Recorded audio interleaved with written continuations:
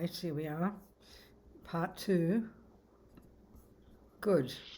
So remind ourselves of our motivation, why we're here, listening to these ideas, so we can think about them, so we can, and then if we do decide to use these ideas to turn them into tools to help us develop our amazing potential for our sake, so that then we can help others. How amazing. Okay, so the word Buddha, Bud implies the eradication from our mind of all nonsense, all delusions, all suffering, all causes of suffering. Da implies the development to perfection of all the goodness, all the wisdom, all the clarity. That essentially, that implies what a Buddha is. So clearly, it implies the methodology, doesn't it? It's very obvious. If that's the end result of this course you're doing, then that tells us the job. So the job is we need to know what our mind is. And if we can remove from the mind all the rubbish and grow all the goodness, it's obvious, the clear, obvious, evident, logical job is to learn to distinguish between the neuroses and the other parts. That's obvious. It's a bit like, garden, the word garden, perfect garden is a garden that's empty of all the weeds and full of all the flowers and the herbs. It's a simple analogy. So it's logical. If you want something like that, if you want a garden full of flowers and herbs and no weeds in it, you better know how to distinguish between a weed and a herb. It's so obvious.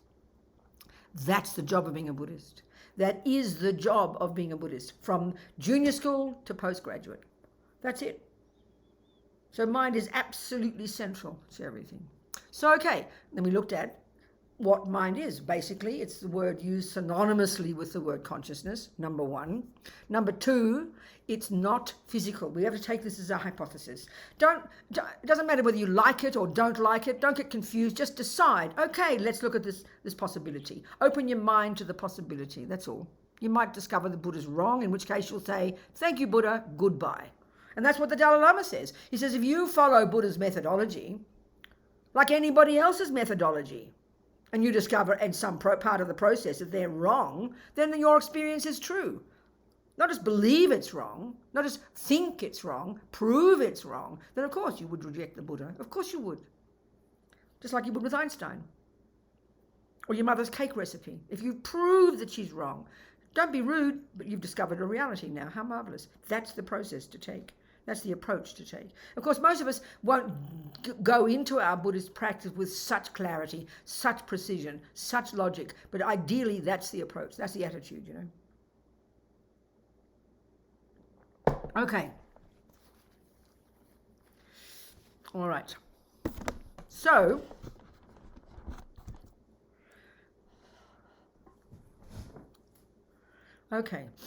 So mind is not physical, by definition. Mind is not the handiwork. Mind is the word used to refer to mind and consciousness. Your thoughts, the neurotic, deluded, berserk thoughts, the clear, wise, appropriate thoughts, your feelings, your emotions, your psychosis, your depression, your compassion, your love, your joy, all of this is mind. Unconscious, subconscious, instinct, intuition, all these subtler levels that we talk about. This is your mind. Buddha doesn't use a word like soul or spirit, not some separate component, nothing like that. So in the way they talk in the Vajrayana, which is very helpful, they talk about we've got gross consciousness, which is inextricably linked to this gross physicality, this bag of bones here. That's mostly our sensory consciousness, which is very limited in its capacity. And we're going to go into that, Sarah's question. Then you've got more subtle consciousness, which is actually your thoughts, your emotions. They're more subtle actually as function of mind. And they're inextricably linked with this subtler physical energy. This is in the Vajrayana model.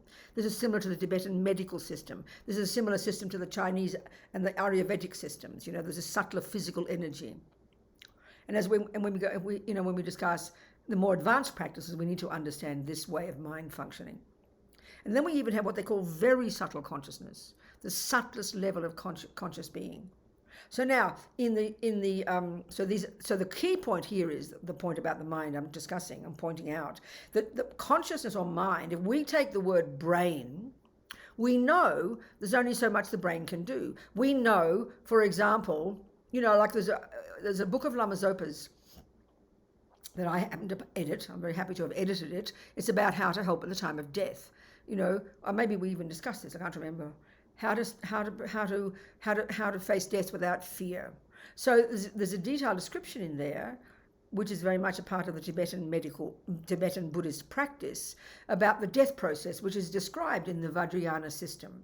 This gradual deconstruction of the components of a person. And the great yogis practice this all their life, because they want to be ready for death so that they can go through the process without losing consciousness and go to the ever more subtle level, ever more subtle level, ever more subtle level, because they want to get to the subtlest level, because that's the most potent, clearest level of our mind. Now, all these subtle levels of mind, once you've, this process is described in terms of 8 stages.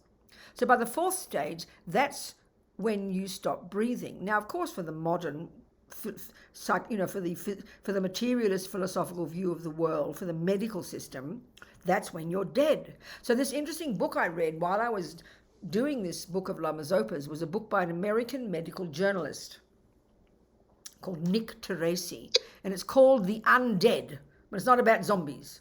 He's a very funny fellow. He's a medical journalist in the States. And he's pointing out all the different the confusion and contradictions and problems now about when actually death is, because as a result of this whole new thing of cutting out people's organs. So, for example, we know over the centuries, every culture you can think of, there's always reports of people who come back to life, as they put it. And that is confusing people. The medical profession doesn't know how to think about that. Even people who've been in the coffin for a couple of days come back to life, So this is really confusing. You can't explain that from the neuroscientific point of view. So there's all these discussions about this now, and people are really having doubts. And this man, who's an atheist himself, he had a whole chapter about people who have what the world calls out-of-body experiences. Now, people all over the world report things like this, flying around the world, leaving the body, watching what's going on while you're being abused, or even he had a whole chapter of people who had this experience of floating above their body, watching the operation happen while they're under anesthetic in the operating theatre. So everywhere in the world, people are reporting this. So, of course, initially, as he said, the medical profession was cynical. Nah, that's not possible. Don't be ridiculous. Somebody told them something. But he joked about how one particular woman had to have such a radical procedure, an operation, that from their point of view, they had to stopping all the functioning of all her organs. So from their point of view, there was really no way in the world she could be aware of anything. But she reported the most vivid out-of-body experience. And so they can't explain this. And this is actually marvelous, because it's forcing, this is my view, forcing people to look at their assumptions, because these are the exact conversations that Dalai Lama's having with all the neuroscientists. Of course, he's coming from the perspective of there being more subtle consciousness. And because these people respect him now, they're listening to, and they're starting to experiment. So the interesting point is this. He even reported, so Buddhism's talking about, this is an extra kind of, this is from the Vajrayana, but it's very interesting. It's talking about how the mind isn't physical. And this is just kind of reiterating this point. So in the Vajrayana, they describe, like I said, this 8 stages of death. So by the time the senses have all ceased, your eyes, your ears, and you've stopped breathing, from the materialist point of view, you're ready for the body bag. You're dead, But the Buddhist view is your subtle consciousness is now functioning. So this is equivalent. The same process of these 8 stages of deconstruction also occur every time you go to sleep. It's exactly the same physiologically what happens according to this process. So by the time you stop breathing, that's equivalent to stopping that. By the time you go to sleep and you're unconscious, your senses have ceased, that's equivalent to the 4th stage of death. Obviously death is more dramatic because you stop breathing altogether, but you're conscious, so then when you're asleep, you wake up into some weird dreams, don't you? So that's just subtle consciousness. So they're same at the time of death. They always say in the Tibetan medical system, the Tibetan Buddhist system, you leave the body for at least 3 days after the breath has stopped, because subtle mind is still there. And there are ways of kind of indicating that. There's no sign of the brain working, there's no sign of the heart beating, there's no warmth in the body, but the subtle mind is still there. So this is the point now I'm getting to. In this book, the author reported one nurse who monitors the heartbeat of the patients who are having the operation when they're technically dead, of having their organs cut out. So as far as they're concerned, you're dead. But they keep your heart beating. They keep your breath going, and the body feels and looks alive. So as Lama Zopa points out in the book, of course they're alive, but there's only their subtle mind. In fact, from the Buddhist perspective, it's not possible to keep a person breathing if their subtle mind is not there. You can't just get a body that looks dead and then start it breathing again. The mind, the presence of this non-physical consciousness, which doesn't depend upon the brain or the senses, that's why you can't see the indication of it.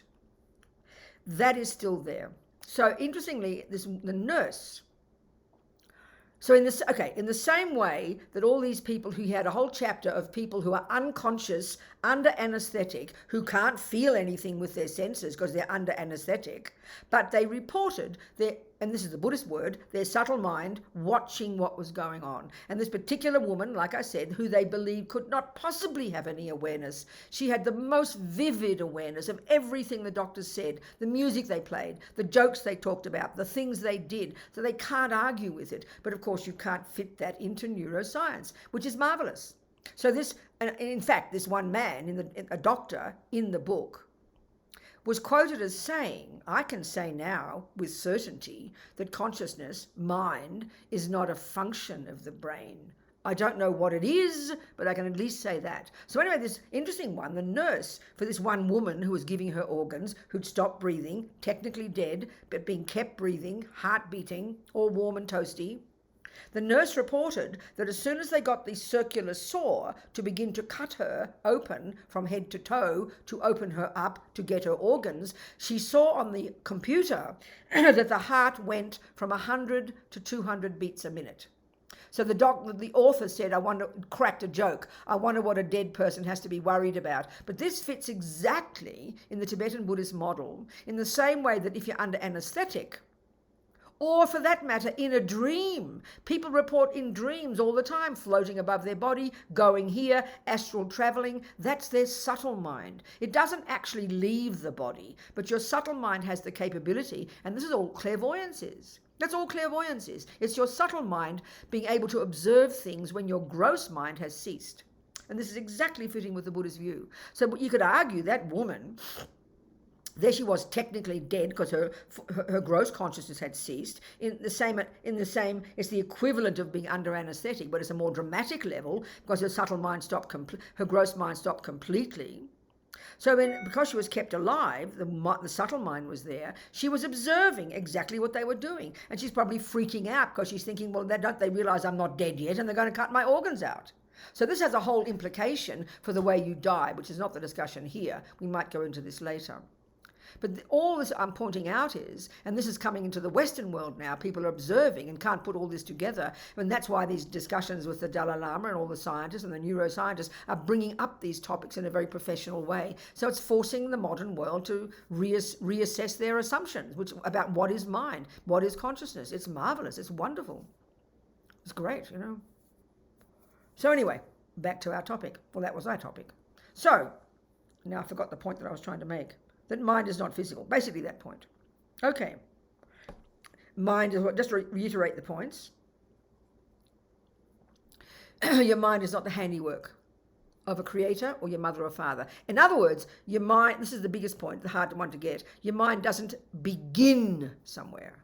There's not an absolute first cause, or suddenly out of nowhere, Robina comes. Or you track okay, the two options, aren't they? The materialist option is you track yourself back to mummy, daddy, grandma, grandpa, and back to the monkeys. That's the method we use, isn't it? To try to track back the physical, because that's all we have from the physical world.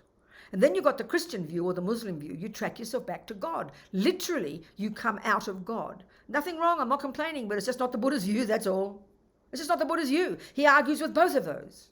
Not just being argumentative, not being arrogant. He's showing his own experiential logical proof for how this is not a possibility.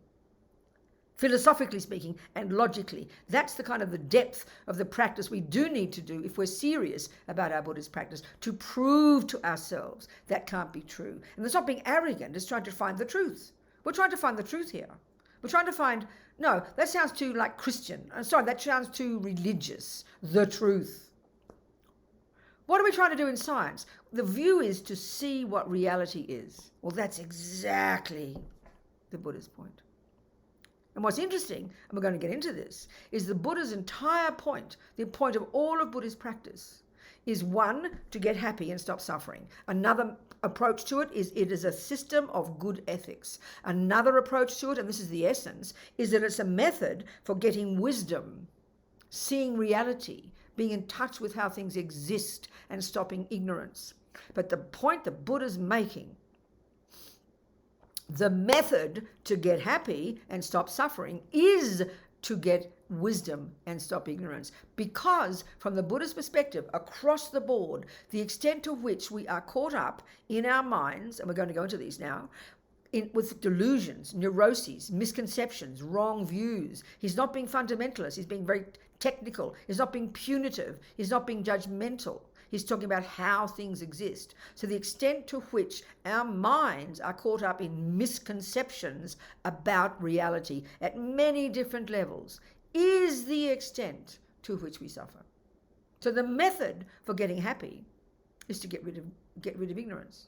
The method for getting happy is to get wisdom. The method for getting happy is to be in touch with how things exist. This is not meant to be intellectual. This is experiential. And this is a very curious point. We understand about wisdom in our modern culture. We love wise people. We honor the best artists, the best musicians, the best scientists. That's the peak of our society, the peak of achievement. We honor those people. But this is what is really fascinating to me. You think about this. We know in our culture, you could be the best scientist in the universe, but you can still go home and beat up your husband and children because you're neurotic. In other words, we never think of getting wisdom as a method of getting happy and getting ethics. But for the Buddhist view, these three have to come together. You cannot possibly have valid wisdom if you've got not good ethics. Not possible. It's only intellectual knowledge. And that's the point about the knowledge we talk about scientific. Nothing wrong with it, but it's merely intellectual. We don't see an experiential implication of it. This is very fascinating. For the Buddhism, the wisdom you get is the method for cutting the delusions and therefore cutting suffering and therefore getting good ethics. It's so clear. They all come together. Very fascinating. And all of this occurs in the mind. The mind is the boss. Okay. So, mind is not physical. Mind is not the handiwork of a creator or mummy or daddy. Mind has far subtler levels of cognition. You've got to posit that possibility. Otherwise, it's all nonsense. All this is just rubbish. Subtler levels of cognition. Very simple. That don't depend upon the brain. Very clear. So clear. So clear. The Hindus invented this brilliant technique more than 3,000 years ago that the world vaguely knows as mindfulness now, but it's actually called single-pointed concentration. This brilliant, incredible, sophisticated psychological skill that enables you to go completely beyond the grosser level, to cease completely the grosser level of the sensory, to completely cease the brain activity, to completely cease the conceptuality, to a subtler level of cognition. Don't think of it as religious or mysterious or cosmic or wow. It is literal psychology. This is powerful. And in the end, to do the job of ridding the mind of all the rubbish and growing all the goodness, of getting rid of all the weeds and getting all the herbs, Buddha, you've got to get to that subtle level of mind. You can't possibly do it at the conceptual level, the grosser level. Not possible. So your mind's not physical. Got much subtler levels. Is not the handiwork of creator or mummy or daddy. Is not a function of the brain, although they work beautifully together. Thank you very much. Only at the gross level, though. And is beginningless and endless, because it doesn't have a first moment, kind of a first moment. It's the product of cause and effect. Beginningless and endless. Which is an interesting concept, you know. No wonder that Lutheran fellow was a bit depressed. No, I don't want that. I want to go to heaven with God, please. But they say it's forever too, so it's a similar idea. It's a similar idea. They say you go to heaven for eternity. So it is endless. They agree with that point. Beginningless are not sure about the Christians, because you begin with from God, don't you? Okay, so anyway, sorry, I just got distracted there. Okay, so now let's look into things. Let's now look into the way, let's look into, if you study Lorig, this text, mind and awareness. It's a presentation of two things. One is the epistemological model of the mind. We're not going to go into that too much, but it's totally fascinating. We'll go into little parts of it. It's utterly fascinating. I mean, really quite fascinating. And second, the psychological model of the mind, the contents, and that's the one I want to mainly talk about. But the epistemological model, the way the mind works, and remember again, we're not discussing the brain. That's not Buddha's expertise. You probably asked those dudes back there 3,000 years ago where their brain was, they wouldn't know. They didn't study the brain. They studied the mind, the cognitive process itself. So the epistemological model is totally fascinating. But let's look at even, this is beginning to answer Sarah's point now, let's begin to look at even the grossest level of the way mind functions. This is already really telling. This is already really helping us begin to get some clarity about how our own mind works. So one way of breaking down the ways our mind functions is in terms of one is sensory consciousness, and the other is mental consciousness. Okay, so this is already really fascinating. This is really helpful to us if we're trying to really practice Buddhist psychology. Lama Yeshe says we make the body the boss, and this is the problem. Because in our culture, we are so utterly consumed by the body. Don't hear this as moralistic. Don't hear it as punitive. Don't hear it as like I'm a naughty person. It's just literal, because it's our view. We only posit the body, do we not? If you're a Christian, you talk about a soul. If you're a Muslim. But no, if you're a materialist, I'm not being rude. It's just a philosophical view, that's all. We only talk about the body. We are only the body. I am the body, which means I am the senses.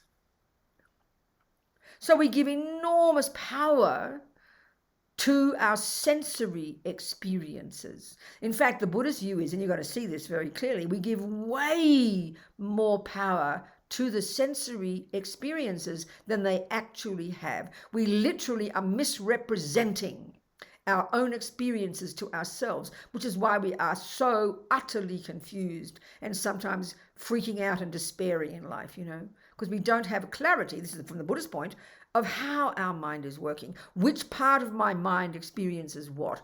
We don't do that kind of analysis. Okay, so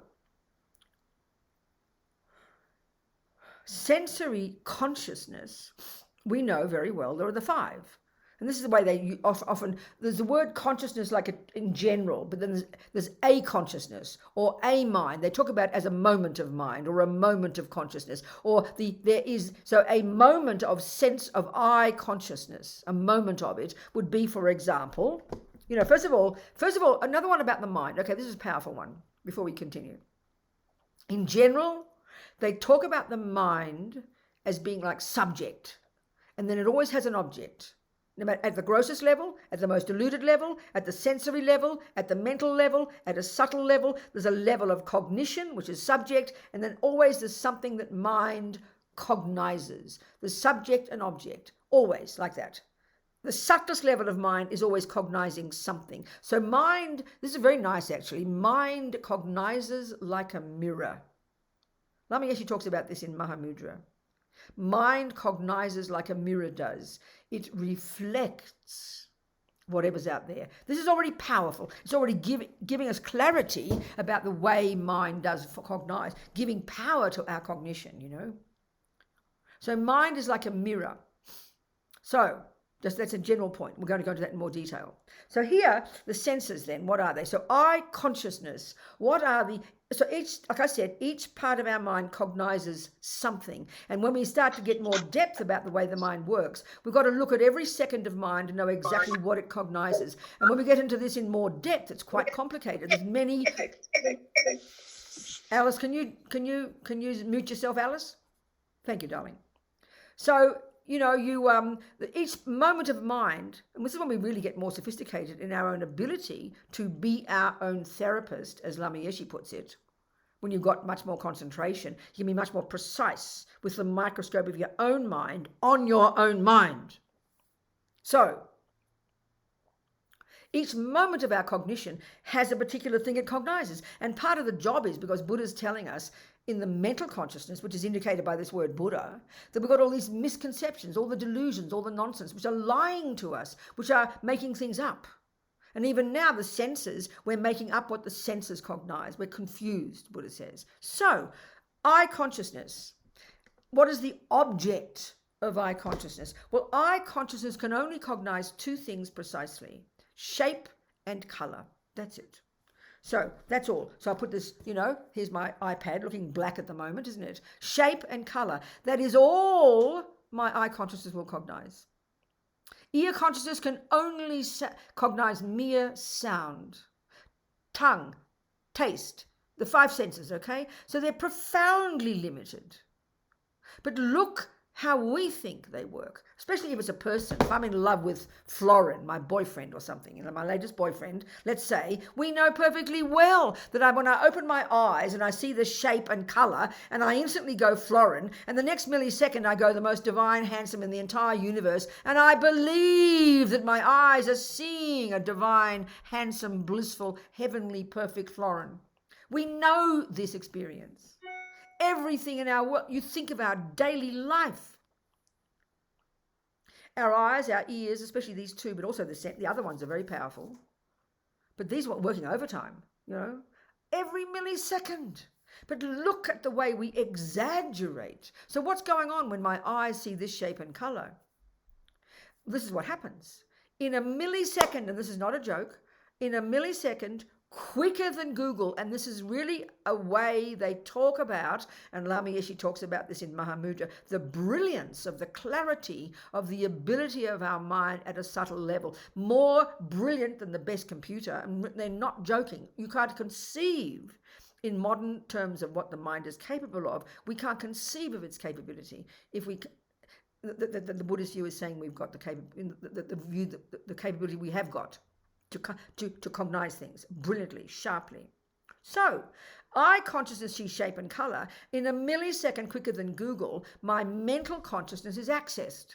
In a millisecond quicker than Google, and I really mean that. And what comes up is all these thoughts. Wow, Florin, divine, heavenly, cause of all my happiness. This entire novel of conceptual thoughts that I have created, this picture of this person in my mind that I dump on top of that mere shape and color. Now, this is how we spend our lives.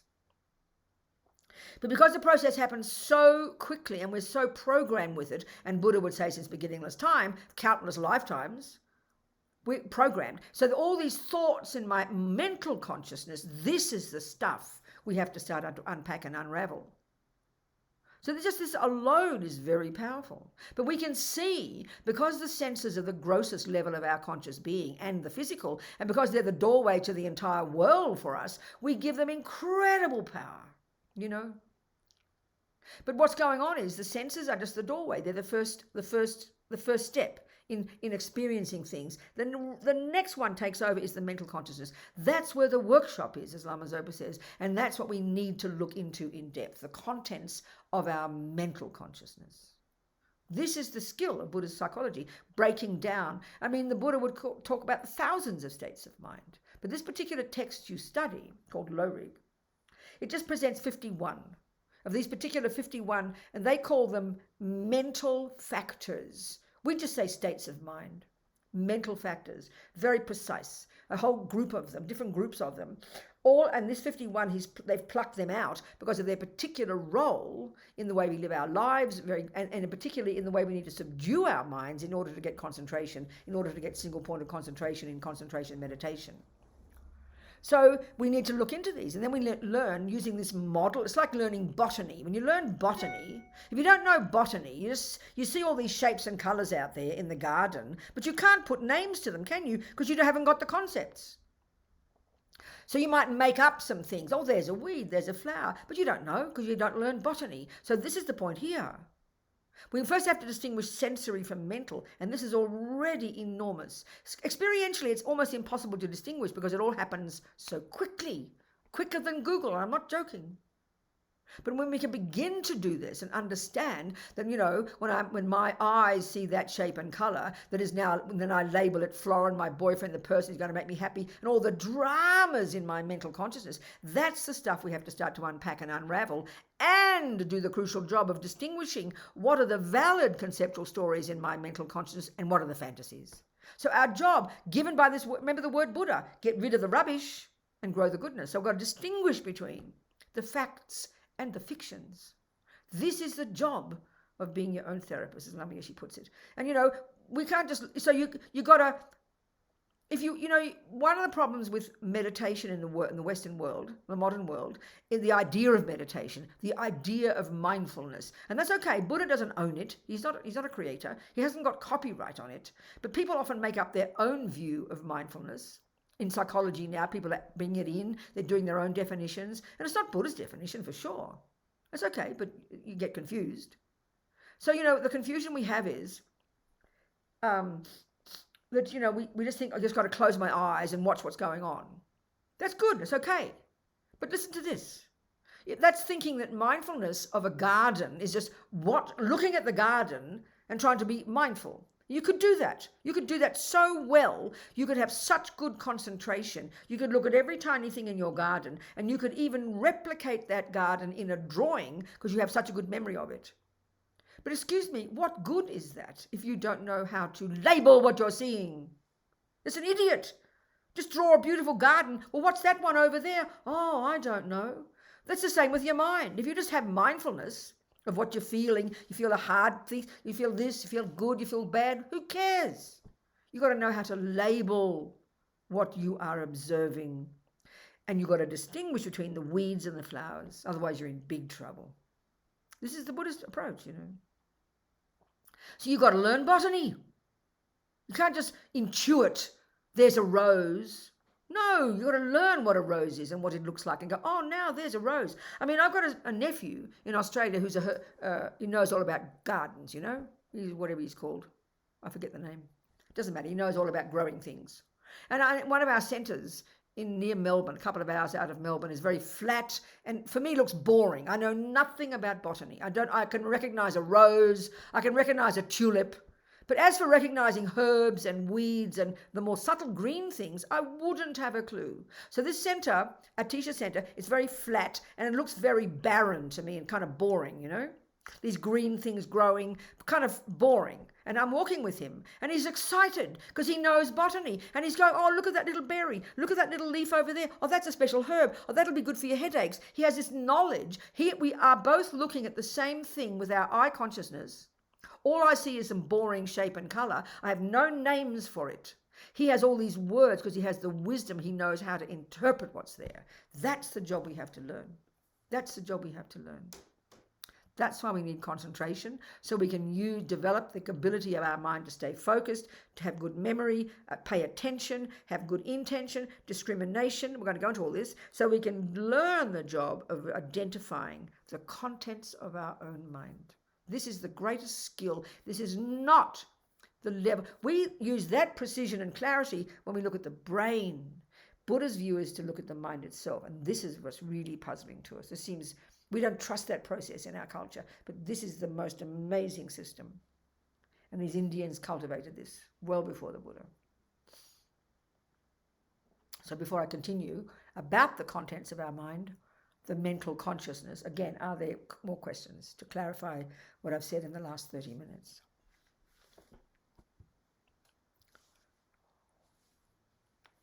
Huh? Nothing? There is a question in the chat from Jose. Good, darling. He asked, can the subtle mind be that other religions call the soul?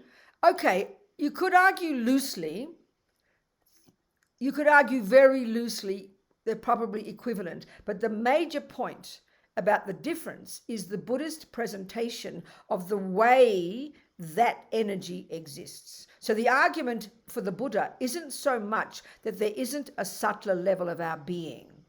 Again, the Buddha's argument when he says there is no soul isn't that there's no subtler level of subtle energy. We throw the baby out with the bathwater and we think he's sounding like a communist, you know? It's exactly the same as the point that, what's his name, made earlier.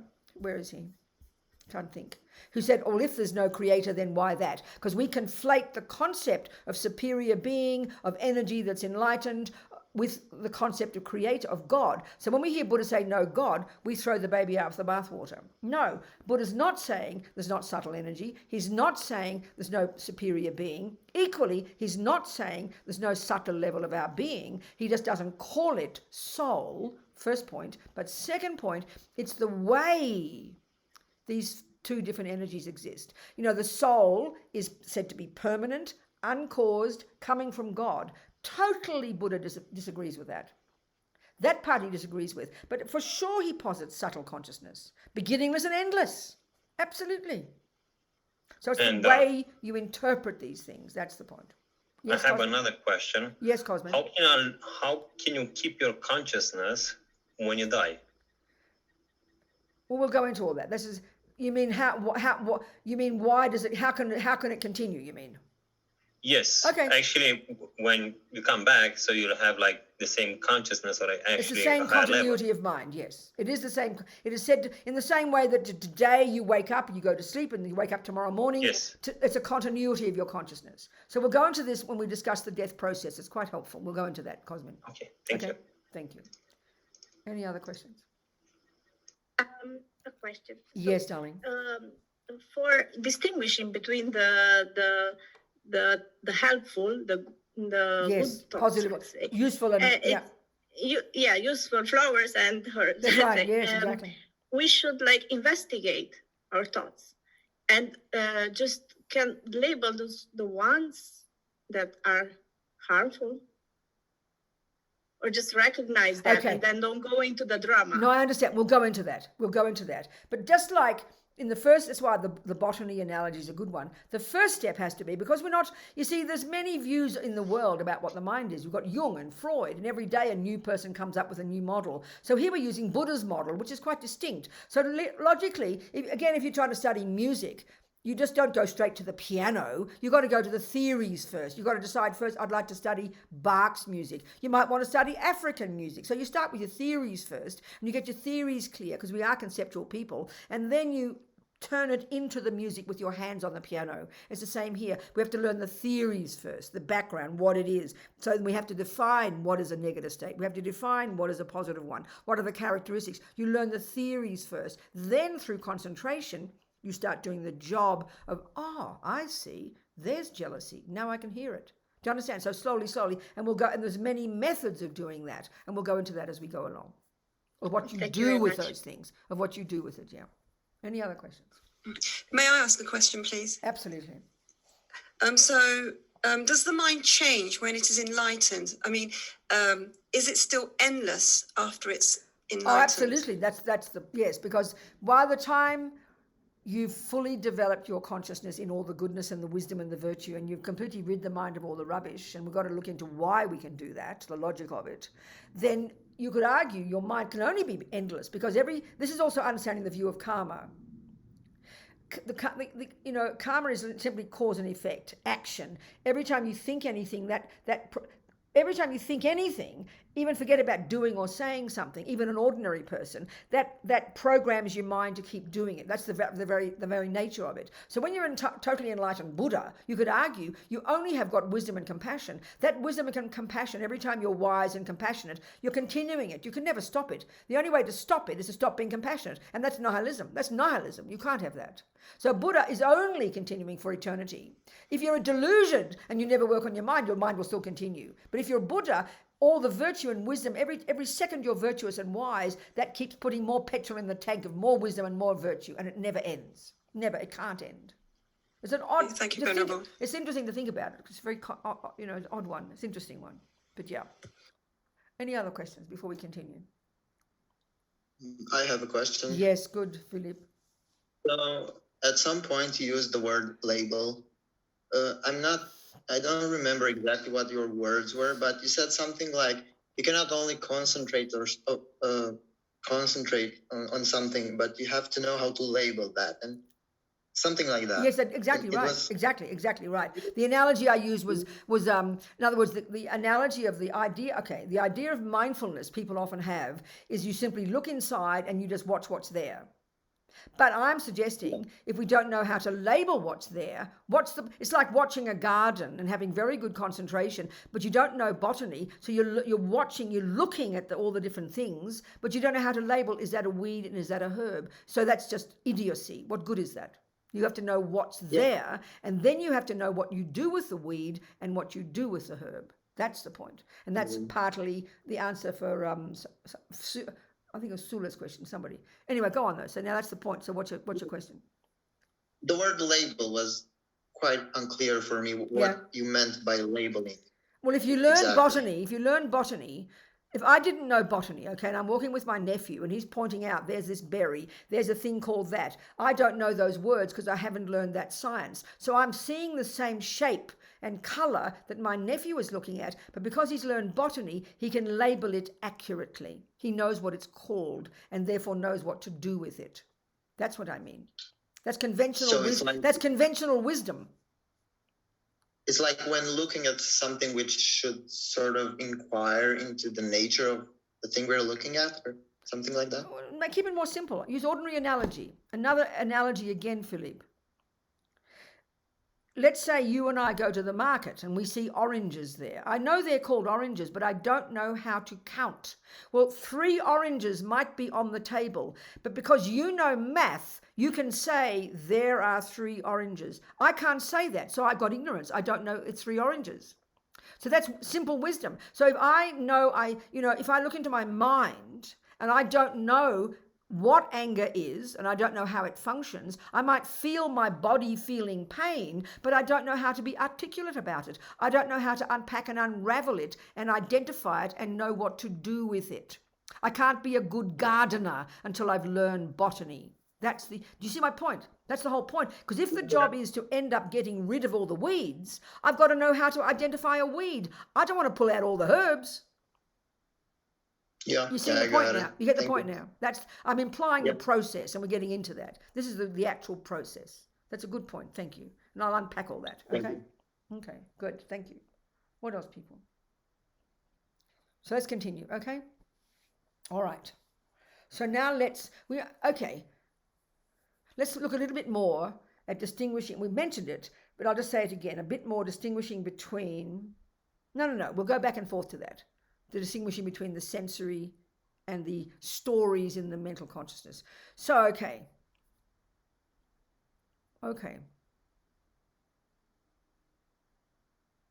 let's look in the mental consciousness.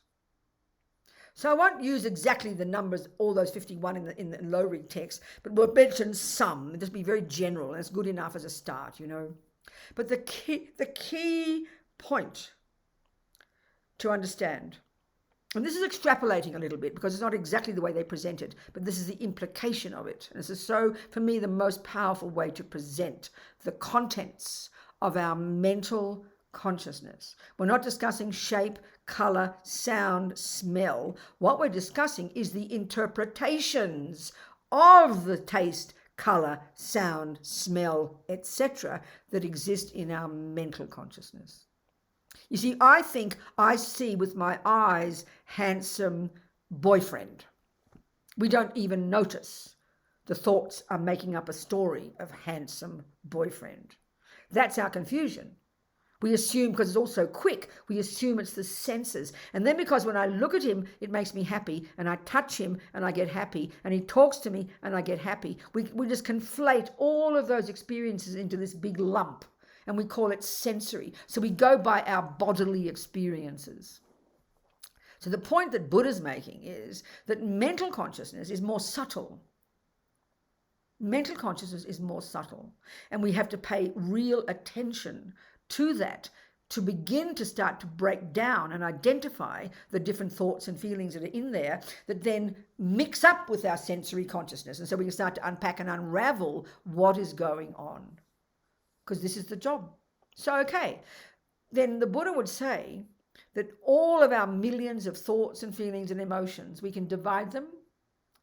No, sorry, one more piece of information. Mental consciousness has got, like I indicated it in the Vajrayana model when it comes to the death process, but it's similar here in the sutra teachings when you learn about the mind in high school, that you've got the grosser level of mental consciousness and a subtler level. So the subtler level, we only ever access that once we have got some kind of concentration from having practiced this technique called shamatha, or calm abiding, or single pointed concentration. We've got these subtler levels of mind, and these are really, as I've indicated already, and they are necessarily not conceptual, and they are necessarily not sensory. Okay, so mental consciousness and sensory. Sensory are like dumb animals, very limited in their capacity for cognition. Mere sound, mere taste, mere shape and color.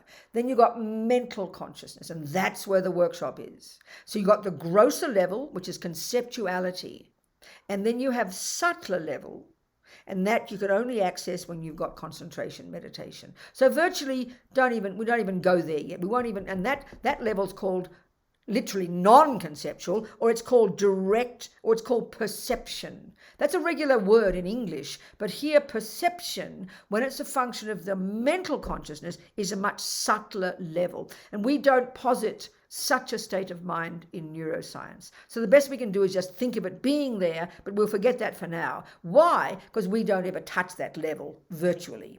But we live at the grosser level, which is called conceptuality. Now, what's a big surprise here is when we in our world say conceptual, we point up here, like a person said before, thinking.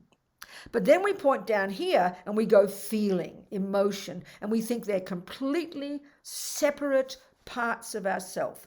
This is the biggest shock. And this is what we have to unpack and look at and see the logic of. That for the Buddha, all of this from here to here is included in conceptuality.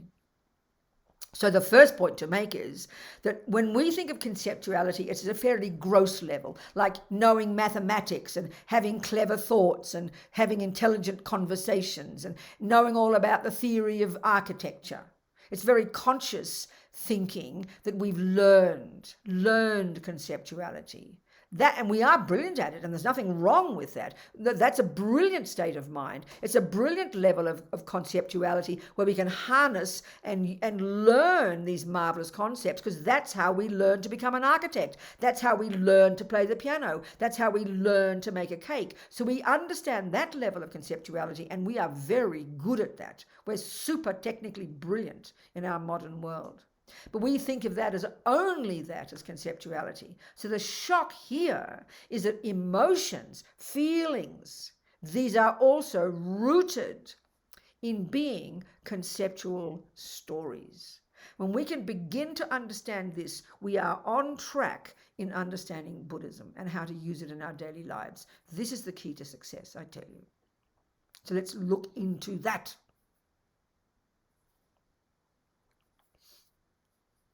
Excuse me, I have to blow my nose. Please excuse me.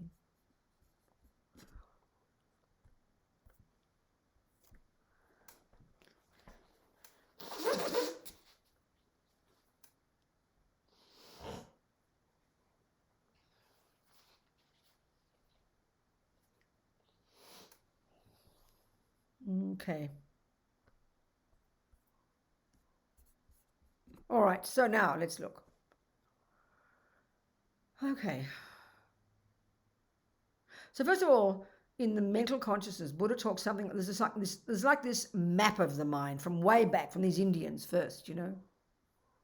There's something like Buddha, they talk about how there are 84,000 ridiculous states of mind, 84,000, deluded states of mind. And then 84,000 antidotes to them. That's how they talk. Okay, but what Buddha does, sorry, the first point, I forgot a first point. All the contents of our mind, of our mental consciousness at a grosser level, all the contents of our mind, the mental consciousness at the grosser level, are included in precisely three categories. Now, this is not the model of the mind that we describe in neuroscience or psychology. Absolutely not. Precisely three categories. There is no fourth. The first lot we can call deluded, neurotic, Buddha would have liked that word, disturbing, afflicted, misconceptions, which implies the concept I'm getting to. Many, many different synonyms here. Lama Yeshe in Mahamudra, was so amazing in his ability to communicate with modern people. I identified at least 21 different terms that Lama, most of which he made up, to try and convey to us the function of these states of mind. Now, in Buddhist psychology, Buddhist teachings, if you read Dalai Lama, you read any of the classic texts, you're going to come up with the word affliction for this particular category. It's a great word, but I certainly know in English, in modern world, we don't use it. It's very arcane. It's very old-fashioned. So if you look up affliction, what it means it's a problem. It's kind of suffering, or illness, a problem. You're afflicted with headache, or you've got afflictions. Well, and they just use that word, and that's the Tibetan equivalent. Well, in English it's correct to say affliction, but I don't think it conveys very much to us. You don't go to your therapist and say you've got an affliction. We just don't use that word daily. It's very old-fashioned. So, at least Geshe Sopa, one of these marvelous Tibetan lamas who came to the West in the 1960s, and he spent his life here, and he passed away a few years ago, since the 60s. He taught in Wisconsin. He was a professor at the university there, and he's one of these great Geshis, he's one of the lamas of Lama Zopa and Lama Yeshe. So he did a commentary on this Lam Rim, this text of Tsongkhapa's, and he did it over 25 years. It was amazing. Very sweetly. He learned English, and he taught it very sweetly, very softly, very gently, very slowly over 25 years. It's finally been published in 5 volumes by Wisdom Publications. It's amazing, and it's a commentary on Lama Tsongkhapa's own text. So anyway, he would always use the term mental affliction. Now we're getting a bit closer. But let's look at this word for a minute, please. No, we'll go into this later. It's okay, we'll go into this later. But usually the category here, they either refer to them as negative states of mind or non-virtuous states of mind. Very broadly, they're not always exactly synonymous, but roughly speaking here, they're the neurotic states of mind. And they've got two, and then you the next category, they're called the positive ones, or the virtuous ones, or the reasonable ones, or the valid ones, or the appropriate ones, or the beneficial ones, or the productive ones. The first lot are not productive. They're deluded, they're neurotic, they're emotionally afflicted, they're ridiculous, they're distressing, they're disturbing, and they are misconceptions. And this is what we have to go into. They've got all these characteristics. So what are some of the categories of that first category? Well, we know them. Attachment, anger, jealousy, depression, low self-esteem, arrogance, pride. We know these words, and as I said before, they're so simple, we kind of don't even take them seriously. If you say you've got, HD, ADHD, or you've got bipolar, or you've got schizophrenia, you take it seriously. But you hear that you've got anger, that's just an ordinary emotion. What do you mean that's a problem? But the Buddha's pointing out exactly these afflictions, and there's different levels of these. And as far as he is concerned, these are the source of our pain and suffering. Then you've got the other lot, which are our saving grace, compassion, love, generosity, intelligence, all of these different states of mind. We know these as well, and we know these are the nice ones. If you're with another person who's angry, jealous, depressed, you can't stand it. If you're with a person who's kind, loving, intelligent, joyful, you love being around them. And the degree to which these are prevailing in your own mind, it's exactly the same. It's so evident, but we so take them for granted as normal parts of a normal person, and we give them equal status. And until you're labeled one of these other labels like OCHD or something, then you think, I must have a problem, because the West calls it a problem. Well, Buddha says you've got already problems, baby. The extent to which you have any attachment, any anger, any depression, any low self-esteem, you have a problem. And what's that problem? It's a mental problem. And what's another word for a mental problem? A mental illness. Now, this is a very shocking concept for us. But that, for me, is one of the best literal translations of affliction. Mental affliction, mental illness. But it's shocking. If you're accused of having a mental illness, you feel ashamed and embarrassed and you won't tell anybody. Well, Buddha says, join the club, baby. The whole universe is mentally ill. The degree to which you have any attachment, anger, depression, low self-esteem, etc., they are all mental illnesses. And the first point the Buddha wants us to get is not to feel guilty about it, which is how we do, and blame everybody else. But he says, these are why your heart is broken, Robina. These are why you're suffering, sweetheart. So you need to get in touch with these. These are the weeds. And guess what, honey? You can pull the things out. Takes time. Now, the first category, the unhappy, neurotic, deluded, disturbing, distressing states of mind. The second lot, the valid, reasonable, optimistic, useful, positive, beneficial states of mind. And we can grow those to perfection. Buddha. Third lot, what are they? Well, they're called neutral, but that confuses us. That sounds like they're not important. No, it's got a very specific meaning here. It means they're neither negative, neurotic, deluded, depressing, nor are they virtuous and positive, but they're unbelievably crucial, necessary states of mind. And that's why I like to call them the mechanics of our mind. And what are they called? Well, concentration, good memory, intention, attention, discrimination, alertness. There's many of these. These are like the mechanics of our mind, and the point about these is this. Whether you're a murderer or a meditator, you need good concentration. You need good memory. You need good attention. All of these. So then that's why in their nature they're neither virtuous nor non-virtuous, but they're necessary.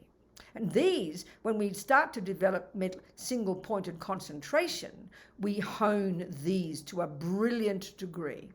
Because these, the mechanics of our mind, are necessary to work beautifully. And we're not discussing the brain. We're discussing conceptual thoughts. So all of these I just mentioned, we will hear some of them and we'll go, oh, that's an emotion. Then we'll hear another one, we'll go, oh, that's a thought. But they're all mental consciousness. And which level of mental consciousness? The grosser level or the subtle? The grosser level. And what's that? That's conceptuality.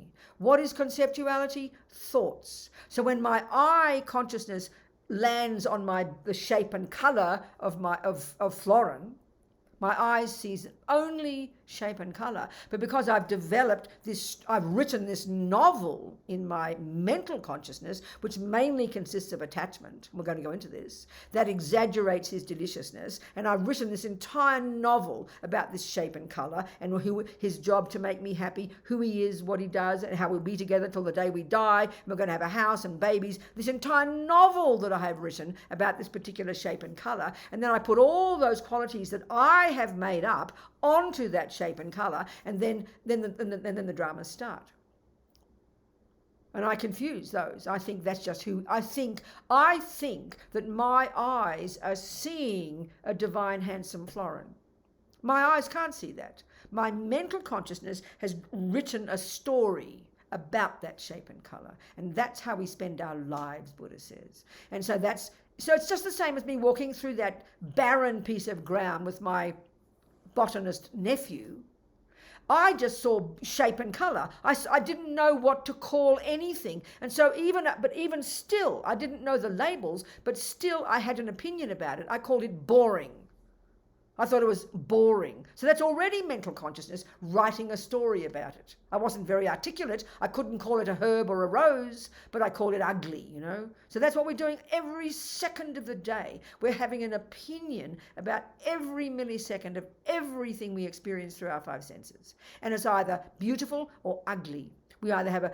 We either think it's delicious, and so then and that's attachment writing. We're going to go into this. Or we think it's ugly, and that's aversion. We run between these opinions all the time, and we never think that we are even having an opinion. This is the tragedy. We never think we are even having an opinion, that we've got we just think that what we're seeing is that. And as Lama Zopa says, this is the tragedy. The vast majority of all humans on the planet have absolutely no idea that what goes on in our mind, our mental consciousness, all these opinions, we have no idea that all these opinions play any role in our life. Meaning, I think Florin is divine and handsome, but I don't think that's my opinion about Florin. I think divine handsome is in his blood, coursing in his veins along with his blood. I'm just this innocent victim watching this divine person whose job is to make me happy. I don't think my mind is doing anything. And this is because we are obsessed with the outside world being everything. So Buddha's view is you've got to start looking at your mind, baby, because it's making everything up. We've got to sort out the facts from the fictions. It's an intense job to do. It's an unbelievably sophisticated job to do. This is the job of being a Buddhist, Are we communicating? Any more questions, please?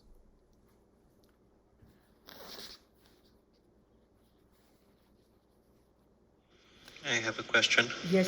Yes, Florin. I'm curious, what can we do in the moment we're unaware of the story that we tell ourselves? This is the job. Through conceptualization and see that reality isn't like the story. We're met with that discrepancy. That's right. This is the entire job of being a Buddhist, Florin. So we're trying to unpack it step by step. This is the exact point of all of this discussion. So slowly, we'll go there. Of what to do. I do understand through a practice you can start being aware. That's right. But sometimes life and this material world with its problems and issues come over and overwhelm you, and then No, Florin, that's the entire point. In other words, we're describing the job, we're gradually describing the job to be done. But this is why I said this is an incredibly difficult job. And that's because, first, we're so programmed with these habits that we don't even notice we're doing it. That's already the first problem. And then secondly, because of that mainly, and then because of all our misconceptions about giving all the power to the external objects, believing that it's not my fault, believing my brain is my mind, believing it's my mother's fault, we have all these, in other words, Buddha's telling us that we've got all these wrong interpretations in our mind. So what we're hearing here is Buddha's interpretation. So if we didn't have any interpretation in our mind in the first place, this would be an easy job to do. But it's if we've had because we've had wrong interpretations that we have completely instinctively ingrained in our mind to the point that we don't even know we have these interpretations, then it's hard to, first we've got to unpack the wrong interpretations and replace them with the right interpretations. And I'm not trying to be fundamentalist here. We're using another method of seeing the world. But we're already, again, my point is this. It's not as if we've already got no interpretations in our mind. Our mind is full of this nonsense ones. So it's not easy to change to the right ones. It's not easy just to use the Buddha's ones. It takes a long time of unpacking and unraveling and catching ourselves, because the world is overwhelming. Things are overwhelming because the habits are so deep. So the process is still exactly what I'm saying, but it just takes time. It just takes time is what I'm saying. I don't know. I'm saying too many words. Maybe I'm sounding confused. No, I understand. The problem is having with a busy work or having to do all of your shopping and cooking and everything. Yes, of course, because we're so overwhelmed by those jobs, because we do need to have the food and the bed and the things, but we're so overwhelmed by those jobs, the external world, that we haven't ever, and we don't learn that, but maybe these days we do more, we don't learn the skill to pay attention to what's going on in here, as well as the shopping and washing the dishes. But that's the job we have to learn. That's why we need some quiet time every day to do the practice of observing the mind. And then we bring that into our daily life, and we don't just look at the traffic and don't just look at the kitchen, but we're also learning to notice what we're thinking. That's the skill we have to learn. That's it. That's it. And we can do both, but at a very gross level, obviously. The serious way to do this, Florin, is to give up sex, drugs, and rock and roll, go to the mountains, get concentration, and you'll do it very quickly. It's like, if you want to become like Roger Federer, you can't just play tennis once a week. You've got to sacrifice everything else and play 8-10 hours a day. So if you want to do it seriously, and most of us won't, that's okay, then we have to do it one step at a time as much as we can. Do you understand? I do. And all the Thank practices structured in the Lam Rim are structured to enable us to do this. And that's why the very first level of practice in the Lam Rim, it's not even about the mind. We're describing high school here. So you've got to ask, well, what's junior school? That's to control the body and speech. That's to harness the servants of these crazy delusions and don't vomit out everything you feel. Don't punch everybody you don't like. Don't jump on every girl you fancy. Don't eat every piece of cake you want. You've got to harness the servants of the attachment and the anger and the delusions first. And that's where it sounds very punitive to us. But it's not. It's just intelligent. If you just can't, you've got to learn first to know how to hold the tennis racket, how to get the smooth discipline of using the tennis racket. We've got to learn to know how to harness our crazy body and speech, get discipline every day. That gives us the miracle of space to get to high school, and now we can get to the mind. That's what drives the body and speech. So junior school is live in vows, be disciplined, have good behavior. It's not a joke. It's profound practice. Do you understand? I do, and I very much appreciate the analogies, but if you could provide advice how to get started and maybe something that can motivate you to continue. Of course, darling, I understand. What would it be? Well, sweetheart, in a way, this is what I'm talking about. If you know, even the first step, I mean, you've heard this stuff before, or what? Is this or this is the first time you're hearing this stuff? I'm aware with the information. Okay. I'm good at theory. Because you're intelligent, and that's how most of us are. But it's okay, Florin. It's okay. That's why the first step is to even decide. Okay, I'd like to get involved in this. But like anything, the very first step has to be, if you like botany, you've got to check out the botany schools. You've got to want to study it seriously. And you start just slowly. So in your own life, here you are attending a class. You're listening to some botany. Good, you're doing that. And if you like what you hear, you try to put this into practice as well as you can. You can't do it all at once. So the starting point would be always to get this discipline of some kind of daily exercise, even 5 minutes in the morning, to start with a simple one. You get up in the morning, and that's the discipline. That's already the discipline. I mean, we all have full of good intentions. We all know this. Whether you want to become a musician or become a Buddhist, we're full of good intentions, and we're super intelligent, but we never actually put our money where our mouth is. So you start with some disciplined practice first, 5 minutes in the day, and then you read something, then you go to a class and you learn a bit more, and slowly all the pieces of the puzzle will start to fit together. Then you study it more, and gradually it'll start to make sense, like all bodies of knowledge. So go one step at a time, Florin. You understand? Thank you. But yes, it's a world of instant gratification, and we're all the same. We're all the same, and we don't have to be fundamentalist about it. We just got to learn to become conscious, distinguish between the senses, and then as we get into the mind, and we're going to start to get seriously into these contents now, and we're going to start to have to distinguish all these weeds that are running the show right now that throw us off, and they're the ones we have to start getting into. And we'll start discussing. I have a question, and my feeling is that everybody kind of has the same question in the back of their mind. And from what I understand, first we have to identify the weeds through practice, through meditation. That's right. But my feeling is that everybody would like to know, how can we get rid of the weeds and replace them? This is what I'm about to discuss. All we're moving. Can you give us one example? For example, not how yet. can you get rid Cosmin, of can you anger? be patient? Cosmin, can you be patient with me and let me? Yes. If I'm not going to talk about that, then I'm a phony. So just be patient. One step at a time. If it's not getting to that, then all this information is a waste of time. It's like I'm trying to tease you with a delicious cake recipe, but I never give you the recipe. Come on, baby. What do you think I'm doing here? One step at a time, honey. But it's good you ask. But just keep following. One step at a time. Please, Cosmin. Okay? Good. Yes. I'm sure we're communicating. Good. Robina? Yes, sweetheart. Sorry to ask another question. Go, darling. Can you, I just want to make sure I'm on the right path here with this. So the three different states, we have the deluded, neurotic, afflicted, then the positive, productive, virtuous, and then the neutral, but the mechanics of it. Would it be fair to say then that the deluded ones that's like the weeds, and then the positive is like the flowers? That's right, and darling. then the neutral, would that be like the soil, the sun, the water? No, not even that. No, not even that. They're just the. What would you? Does that have an analogy for that? Well, darling, I'm still in the process of talking about it, so it'll all come clear, Okay. Sarah.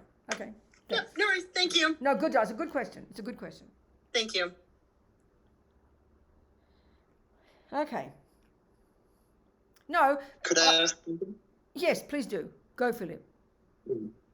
So, could you explain what is the difference between a discriminating mind and a non-discriminating mind? Like, what is the mechanics of it, of that That's shift? all of this I'm discussing. All this is part of the process, Philippe. I'm just giving you the categories of the different states of mind in the first place to get the distinction. And now we're going to slowly go into these different states of mind and how they function and how the job of having to learn to identify the weeds and pull them out and grow the flowers. That's what we're discussing. All right. It'll all come slowly. Good. Okay.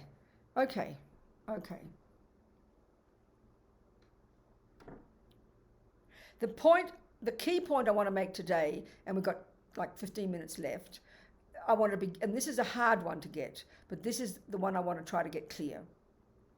That all this stuff that we put here, all the emotions, all the deeply disturbing mental illnesses, the anger, the rage, the despair, the paranoia, the schizophrenia, the depression, the anxiety, that we think of as feelings, and that we think of as feelings, and we think of as intensely physical, that all of these are simply, when we get to the point where we experience these, that's when the body is involved. So it's, in other words, we only note all these feelings we have when we have schizophrenia. Forget even the extreme ones. Just anger, lots of depression, lots of anxiety, when your heart's beating fast, when your eyes are wide and there's words vomiting out your mouth with horror and anger and upset. Then these are what we call emotions. And they are emotional, there's no question. Even the good ones, love and compassion. You see something suffering and you cry. That's emotion. But we see it as a different category from the thoughts, because they seem rational. This seems beyond rational. But the point here is this. They are all, that the emotions are simply we experience them, we notice them. We notice anger in the mind only when it's the body is involved, when you're shouting, when you're yelling. You only notice the conceptual thought called anger when it's now joined with the body and it's habitual and it's now vomiting out your mouth. You only notice the conceptual thought called depression when you can't get out of bed one morning because you are inert with despair. So in other words, we only notice what is going on in our mind when it comes to these emotions when the body feels something. And that's way too late. That's like you've never heard of car mechanics. Ever. And you got a brand new car and you're driving it every day and you have no sense of mechanics. You have no sense of checking, listening for the sound of the wheels when they start to wobble, going to the mechanic, getting maintenance. We've never heard of maintenance, and this is a really good example, I promise. And then one day on the freeway, on the highway at 120 kilometers an hour, and you suddenly go, oh my goodness, my wheels are falling off. Well, that we know is plainly absurd and really ignorant, but this is the exact analogy of what we are like in our world when it comes to emotional problems. We wait until I want to kill Florin before I even notice that for years that anger has been in my mind underneath and I've never noticed it. The wheels have been wobbling for years and getting worse, and one day I'm about to kill him. And then I go, oh, I want to kill my boyfriend. What'll I do? And then I go to the therapist. therapist. It's completely absurdity. It's total ignorance. It's idiocy. And why we are like that? Because we're so obsessed with believing that Florin is the cause of my happiness, that Florin is the cause of my suffering, and I'm this innocent victim. So we literally never pay attention to what the hell is going on in my mind until it's vomiting out the mouth, until I want to kill myself or Florin. And I'm telling you, that's 90% of the reason in our culture we have such intense mental illnesses, because we leave it until it's too late. So this is Buddha's brilliant skill of why we need to get some concentration meditation, even a little bit every day, and learn to listen, to use these different techniques to steady the mind, to observe the mind, to step out of the mind, to concentrate, to listen, so we can begin to listen to the crazy thoughts. We can hear the wheels wobbling. We can hear the small moments of annoyance and irritation, which will then, before they build up to wanting to kill my boyfriend, it's not even...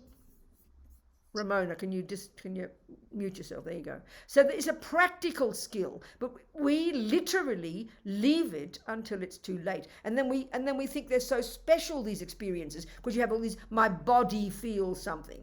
The body is a powerful indicator of what is going on in your mental consciousness. Your body's just the tip of the iceberg, but we love our bodily experiences. We love our feelings, or we have these loathsome feelings of anger and despair. That's why we want to kill ourselves, because we can't stand the pain. But we notice our mind when it's too late. That's it.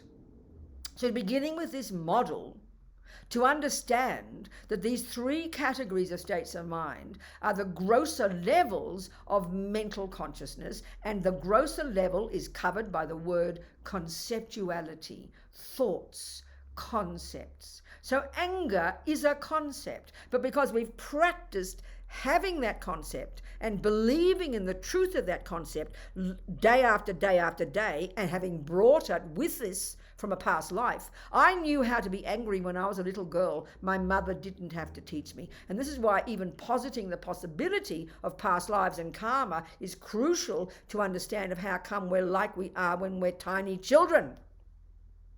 I had anger down. I knew how to do it. My mother didn't have to teach me. I would explode the moment anger arose. It came vomiting out of my mouth, and I expressed it with my body. So that means I had programmed my mind with the conceptual thought called anger, and we're going to go into these in detail.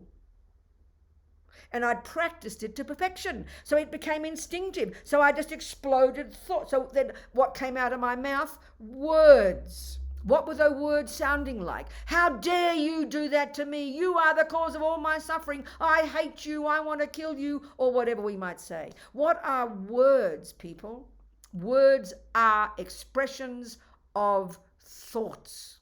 The body also is involved, but when we pay all the attention to the body, that's just the physical indicator of what is going on in our mind, our conceptual stories, our elaborations, our viewpoints, our opinions. And we come into this life programmed completely from having practiced countless lifetimes of attachment, aversion, jealousy. And we're going to go into these concepts exactly so we can identify them before they vomit out the mouth. Before you kill your boyfriend. That's the point I want to make. All of everything I've said is leading to this point. They're all concepts. But you've got the emotional component. So we have to understand this first category from the Buddhist psychological model, the point of view of what are the characteristics of these neurotic, deluded, disturbing, afflicted misconceptions deep in the bones of our being. And these are the cause of all suffering since beginningless time. And they can be removed from your mind. Why? Because they're concepts. So I say to you, you say to me, and I say to you, oh, I've got a pink, I'm learning English, just pretend. And I say, I have got a pink iPad. And you say, don't be silly, Robina, it's black.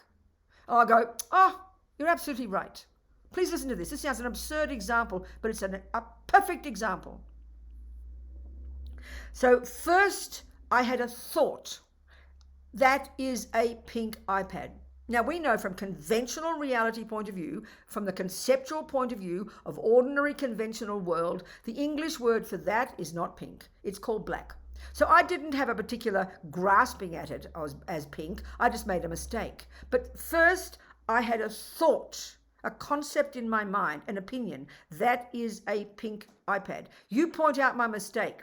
And I go, oh, you're right, of course. So now I will have another thought. And the thought is, that is a black iPad. Now, this is conventional reality. This is just conventional wisdom. And Buddha's whole deal is about wisdom to the most ultimate level as well. So first I had a thought, that is a pink iPad. Then you pointed out that it's a wrong thought, that's a misconception. It is not a pink iPad, Robina. And I accepted that very quickly. Then I agreed with you, yes, it's a black iPad. So my simple question is this. The first thought we've both agreed is a misconception. According to what? The laws of the world. It's very simple. It was a misconception. So when I said, and I agreed with you, that I agree it's a black iPad. So the question is, what happened to the previous thought that was in my mind? Where has that thought gone? Where is the thought that I did have before that is a misconception? That is a pink iPad. Well, I'll tell you, it's disappeared into a puff of smoke. It has gone forever. And what made it go? The correct conception. It is a black iPad. That's how you become a Buddha. Because Buddha's telling us that our mind is riddled with layers upon layers upon layers upon layers upon layers, from the grossest to the most subtle level of misconceptions about self and the entire universe, both conventionally and finally, ultimately. So the job of being a Buddhist, as the word Buddha implies, is to begin to identify and unpack and unravel and prove to ourselves how anger, attachment, ego grasping, all the other dramas, all the other misconceptions have no basis in reality. And what makes them go from the mind is the recognition of what is real and what is existent. That's how you become a Buddha. So delusions, they say, these delusions, these misconceptions, these emotional afflictions, which we think are at the core of our being, that we think are normal parts of a normal person, so normal that you'd be weird if you didn't have them, so we reinforce them every day. Whereas Buddha has identified in his own mind that they're a load of rubbish, and they're why you suffer, baby. And you know what, sweetie pie? You can remove them from your mind. That finally is enlightenment. So it's a logical process. But the first point is to establish these different ways the mind functions. Sensory, mental, different levels of mental, conceptuality, blah, blah, blah. There's logic to all of it. So now we're beginning to get to the point, and the next few weeks we're going to unpack all this, okay? Are we communicating, people? Are we communicating? I'm sure we are. One step at a time, okay? And of course, it's the hardest job, as he said, it's the hardest job we're doing. Why? Because we program with the believing in the misconceptions for so many lifetimes, Buddha says. So it is the hardest job we'll ever do. But if we've got a map and know how to do it, then we'll be humble and patient and go one step at a time, you know. One step at a time. You can't go more than one step at a time. We have to know that. So what I'm trying to do is map it out, show there is a map. And then we have I believe the I beg your natural pardon, question. Sorry, what, Cosmin? I beg your pardon. You talking? I believe the natural question that rises is when we unpack the misconception, how do we know when actually we got to the right one? Cosmin, I think if you thought it through, you would answer that question yourself. But I will answer it for you. It's a good question, but it's a logical answer. If you've decided to learn to play music and you've chosen to play Bach's music, then you're playing the piano and your question is, how do I know to distinguish, how can I distinguish whether I'm playing the right note or the wrong note? That's your question, right? Yes. So what's your answer? How would you discover? Well, like you said, if I have a map, then I know. No, keep it if simple. I have the No, notes. keep it very simple. You're at the piano, you're playing the piano, and then you have a doubt. I wonder if I played the right note or the wrong note. What is the method you would use to tell yourself the answer? What would you do that very next second? When it appeals to me. Bullshit. If I like it, bullshit. then- That's emotional crap. That is how we live our lives, and it's garbage, Cosmin. That's why you're suffering. That's called attachment. It's got nothing to do with reality. It's so simple, you've missed it. You would open your eyes, you would lift your face to the music on your piano, and you would check the notes on the piano. Then you'd know you're playing the right note. That's what we miss every time about the mind, because we're so obsessed with the rightness of what goes on in our mind and whether it feels good. That's what drives us insane. No, that's not the method, Cosmin. You simply, if you're trying to work out is it a weed or a flower, you do not judge that on the basis of whether you like the look of the weed or the look of the flower. You check your botany books. That's exactly the point here. Exactly, Cosmin. Are we communicating? Yes. Good. Thank you for asking it. But this is the answer we never get, because we're so addicted to feeling what goes on in my mind if it feels good. That's what people think about mindfulness in the West, and it's pathetic. It's embarrassing. It's like an infant. It's like a child. Feeling good is called attachment. It's like ridiculous, and that's how we think about this stuff. But this is what I'm trying to get us to see, that it's nonsense. We've got to use logic and analysis and clarity and precision and depth of analysis. That's what we need to unpack and unravel our mind, was Cosmin, in the way that the Buddhist view puts it, which is not how we think in our culture. Are we communicating? You can doubt it if you like, but I'm saying these words. So between now and next week, you can think about it. Okay? Okay. Good, darling. Thank you so much. Very glad you asked that question. I think it's time to go home. Enough of my shouting. All right, Anne? Thank you, darlings.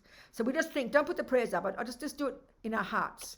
We think with 2 hours, 2 and a quarter hours, 2 3/4, whatever it is, nearly 3, right? Think. Every thought, every single thought we've had, the Buddhist view about the mind is one thing, is nothing goes astray. Nothing goes astray. Even we don't remember 99% of what we've heard. Every single tiny thing has been programmed in our mind. That should be very encouraging. So we think, and another way of put it is, every single thing we've thought, every moment has been a seed we have planted. So we know seeds are very dynamic. So we want to nourish those seeds with our thinking, with our analysis, with our practice from this second forward, according to our ability, so that these seeds eventually, in the long term, will ripen as our Buddhahood, no matter how long it takes, for our sake and the sake of suffering sentient beings. Think like that. And then be delighted what we've done together this morning or this evening for you people. All right? Good, Anne? Enough? Thank you, precious ones. I'll see you in a week. And thank you for all your questions. Philippe and Sarah and where is he? My boyfriend, Florin, and Cosmin. Thank you, everybody. Thank you so much, everybody, so much. And Alexander. Thank you, darling. I'll see you all next week. Thank you very much. Bye-bye. Thank you.